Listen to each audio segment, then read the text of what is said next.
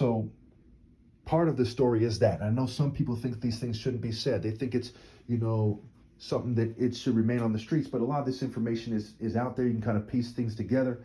So the Chicago guys also have some representation here in Detroit, if I'm not mistaken here. And again, I'm not the expert on these things.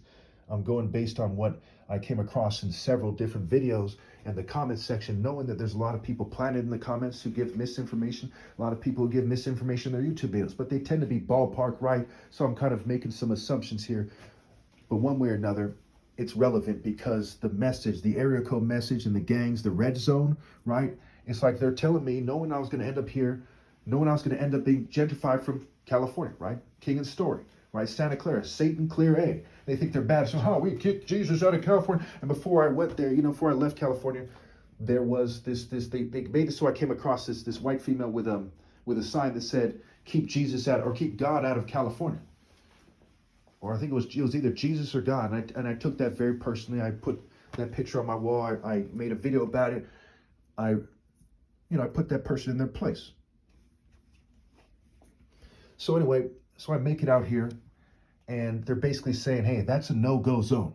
Okay, now, no offense to anybody, but if I feel moved to go there and talk to my people, okay, and, I'm not racist, not a racial supremacist, but when they say it that way, it makes it so I'm inclined to kind of say it this way. Say, unless they tell me, hey, we don't want you to go there in a way that I believe is from them, if I feel moved to go there, I'm going to go there, okay? I'm going to chop it up with them. I'm going to say, hey, how you doing, da-da-da-da-da. And if I feel moved to it, I'm going to tell them I'm Christ and why. When I was on 8 Mile, it's not very far, just from 7 Mile, okay, I was damn near there already, right? By the red zone and by Max Out and Cheddar Grove and so on and so forth. Okay, one thing I will never, ever, ever, ever be is a coward. So when they threaten me, it takes on new meaning. It's not threatening the regular person or just a tough guy. I'm Christ. I'm the top martial artist ever possible. And so there's a lot of confusion, just like with COINTELPRO.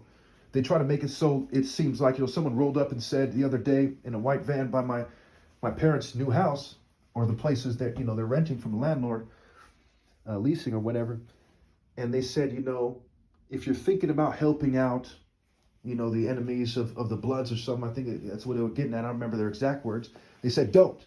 Now, how many of you would like to be told what to do if you're a Christ? They would like to be, kind of threatened, right? And that's not the only thing they've done since I've come here. On the way here, I forgot to bring this up. On the way here, and it's almost like I did on purpose, but I didn't. I was like, I'm going to put this guy on blast. So when I was at San Francisco International Airport, right, there was, I think I might have brought this up in my videos already. I had my, masks in my my sweater thing. I wear 2 sweaters and no shirt because they make it so I can't wear certain clothes. It's a long story why that is. They use technology to kind of try to play me out. And they know if they go too far with it, that, all bets are off, that I'm going to have to respond in a very serious manner. Not necessarily hurting anybody, but there's going to be consequences that they're trying to avoid. And to some degree, I'm trying to avoid. I'm not going to get into that, okay? So they kind of push it to like the limit, right? And I'm not a big fan of that. But so I was at the airport and I had the 2 sweaters on the mask. I go through the metal detector, whoop-de-whoop, right? And they say, okay, I forgot that there's masks in the sweater under the top sweater in the little pouch. And so I'm like, what's this? And he shows me a picture and says, hey, I got to pat you down. And I'm like confused, and I say, okay. He's like, anything Pakistan? No. And I say, anything Pakistan? What about that? When I search it, and I said, oh yeah, I forgot about these masks. And he's acting angry the whole time. One of the first things he said, if I'm not mistaken, was, he's like, you know what time it is, or you know what it is, or something like this, because he was like a gay seeming black guy, right, who was bitter, right, and it seemed like, and I don't know for sure, but it certainly seemed like he's a gang stalker who was like, look, you're targeted. And you haven't been wrong with the gay agenda. So now, and so he patted me. He says, I'm going to have to touch around that area with the back of my hand.